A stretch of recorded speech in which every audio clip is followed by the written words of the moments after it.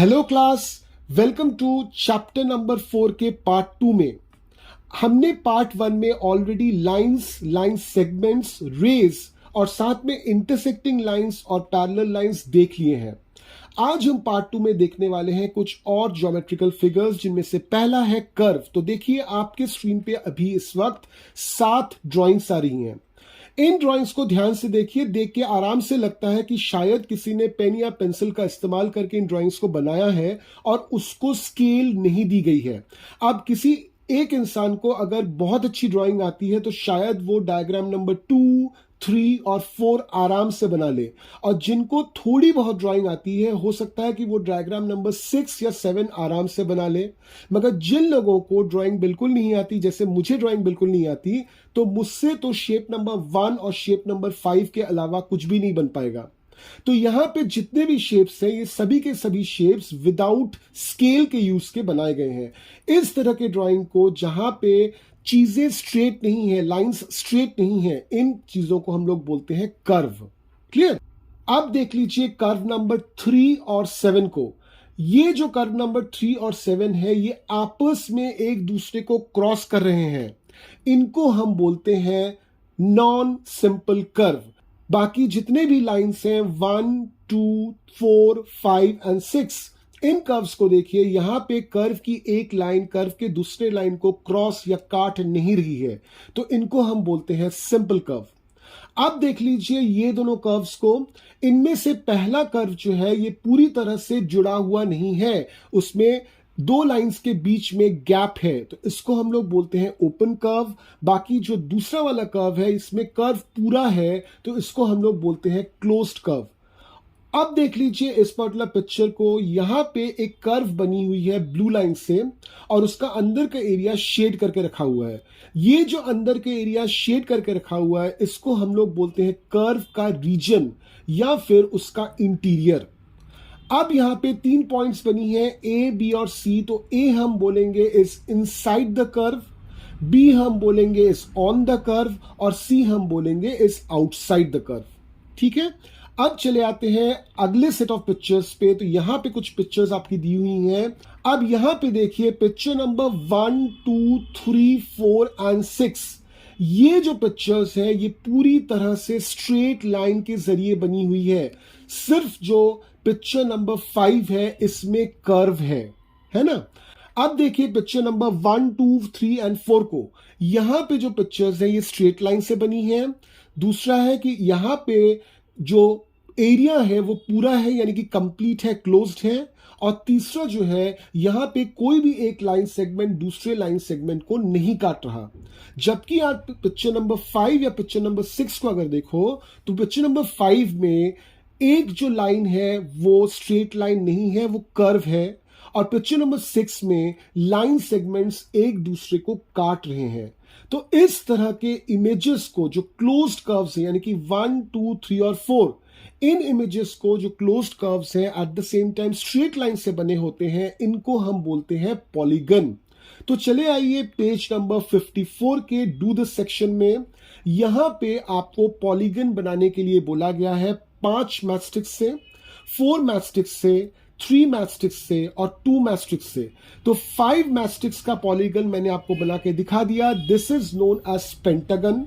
4 matchsticks का polygon मैंने आपको बना के दिखा दिया, इसको बोला जाता है क्वाड्रिलेटरल। आपको ऑलरेडी रेक्टेंगल और स्क्वायर पता है, रेक्टेंगल और स्क्वायर में भी 4 साइड्स होते हैं, यानी कि रेक्टेंगल और स्क्वायर भी क्वाड्रिलेटरल हुए। तीसरा है 3 मैचस्टिक्स का। तो इससे देखिए 3 मैचस्टिक्स का मैंने आपको पॉलीगन बना के दिखा दिया, इसको हम लोग बोलते हैं ट्राइंगल। मगर 2 मैचस्टिक्स से कभी भी पॉलीगन नहीं बन सकता, क्योंकि पॉलीगन में मिनिमम 3 साइड्स होना जरूरी है। अब एक चीज नोटिस कीजिए, चाहे कोई भी पॉलीगन हो, 5 साइड्स वाला, 4, 3 या फिर 5 से अधिक साइड्स वाला, हर एक पॉलीगन का जो साइड होता है उसको हम लोग बोलते हैं आर्म। और हर एक आर्म जो होता है that is basically a line segment.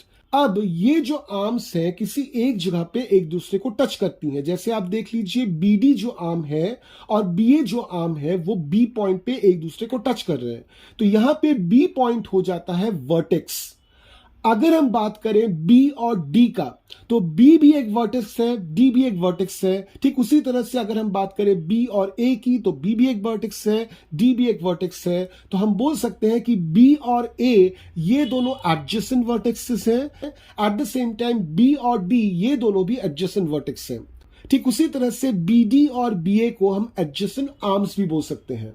अब देखिए इस पिक्चर को, जितने भी नॉन एडजेसेंट वर्टेक्स हैं, यानी कि ऐसे वर्टेक्स जो एक दूसरे के बगल में नहीं हैं, इनको हमने जोड़ा है एक लाइन सेगमेंट से।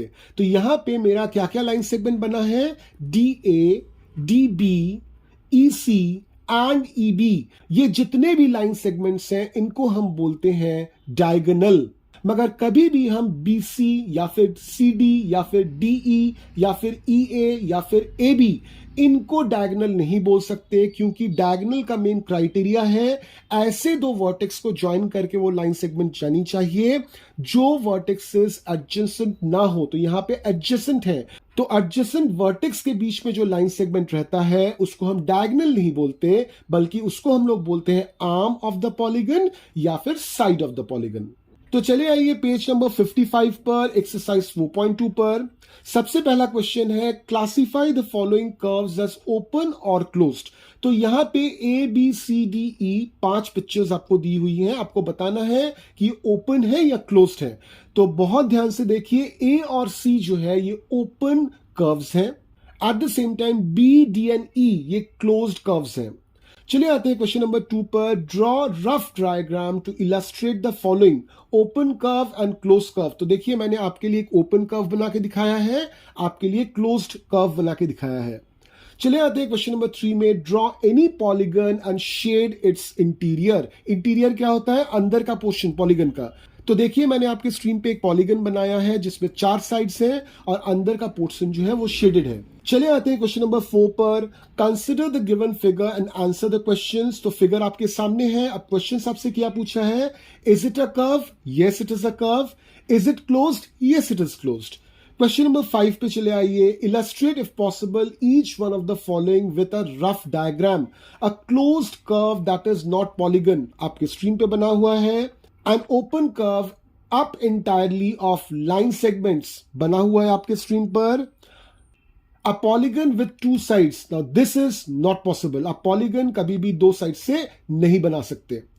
अब चलिए आपके स्क्रीन पे देखिए एक दूसरा डायग्राम। यहां पे एक डायग्राम है जिसमें OP और OQ नाम का 2 कर्व है। ये दोनों कर्व्स एक ही स्टार्टिंग पॉइंट से जनरेट होती हैं, दैट इज O, और वहां पे एक एंगल बना रही हैं। तो जब 2 रेज या फिर 2 लाइन सेगमेंट्स या फिर 2 लाइंस मीट करती हैं किसी एक जगह पे, किसी एक पॉइंट पे, तो वहां पे उन लाइंस के बीच में या रेस के बीच में या लाइन सेगमेंट्स के बीच में एक एंगल बन के तैयार होता है। तो इस केस में इस एंगल को हम कैसे नाम देंगे, आपके पास 2 चॉइसेस हैं। आप या तो POQ बोल सकते हो या फिर आप QOP बोल सकते हो। दोनों में से कोई भी आप बोलो वो करेक्ट है। सिर्फ आपको यह याद रखना है कि वर्टेक्स का नाम जो है वो बीच में आना चाहिए। अब दूसरा वाला पिक्चर देख लीजिए। यहां पे 3 रेज मीट कर रही हैं P पर, PA, PB एंड PC। तो यहां पे जो एंगल बन रहा है, इस एंगल को हम क्या नाम देंगे। अब देखिए डायरेक्टली इसको एंगल P नहीं बोल सकते, बहुत बड़ा कंफ्यूजन हो जाएगा। तो आपको क्या करना पड़ेगा, रेज का जो लेटर है और वर्टेक्स का जो लेटर है उसको मिलाकर आपको एंगल का नाम बताना पड़ेगा। तो पहला जो एंगल है दैट इज एंगल APB या फिर तो BPA, और दूसरा जो एंगल है दैट इज एंगल BPC या फिर तो CPB। तो आपको इस तरह से प्रॉपर्ली एंगल्स को नाम देना है। चलिए आते हैं पेज नंबर 57 पर, exercise 4.3। Name the angles in the given figure. तो एंगल्स को आपको नाम देना है। याद रखिए एंगल्स का नाम में हमेशा वर्टेक्स जो है वो बीच में आएगा। तो आपके स्क्रीन पे देखिए मैंने सभी एंगल्स को आइडेंटिफाई करके बताया हुआ है। तो क्या क्या एंगल है यहां पे, तो सबसे पहले है एंगल DAB, दूसरा है एंगल ABC, तीसरा है एंगल BCD और चौथा है एंगल CDA। अब चले आते हैं क्वेश्चन नंबर 2 पर। वहां पर आपको पूछा है in the given diagram name the points in the interior, in the exterior and on. तो सबसे पहले देख लेते हैं points in the interior of angle DOE। तो एंगल DOE के अंदर कौन सा पॉइंट है? तो obviously it is the point number A। अगला वाला चले आइए B, in the exterior of angle EOF। तो एंगल EOF अगर देखोगे उसके बाहर कौन सा पॉइंट है? Obviously you have A as well as you have C। उसके बाद है ऑन EOF। तो EOF के ऊपर कौन सा पॉइंट है? तो ऑब्वियसली दैट इज B। चले आते हैं क्वेश्चन नंबर 3 पर। Draw rough diagrams of two angles such that they have 1 point in common, 2 points in common, 3 points in common, 4 points in common and 1 रे इन कॉमन। तो देखिए आपके screen पर ये सभी के सभी एंगल्स मैंने बनाकर दे दिए हैं।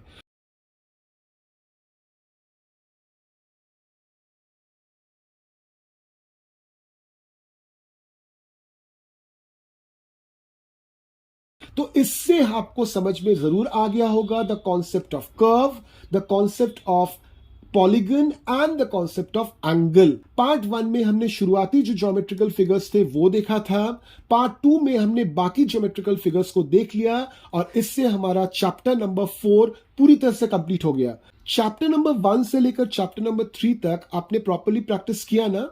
आप देखिएगा टाइम टू टाइम मैं चैप्टर्स पे एक्स्ट्रा क्वेश्चंस की वीडियोस डालता रहता हूं, तो उन वीडियोस को ध्यान से देखिए, प्रॉपर्ली सॉल्व कीजिए।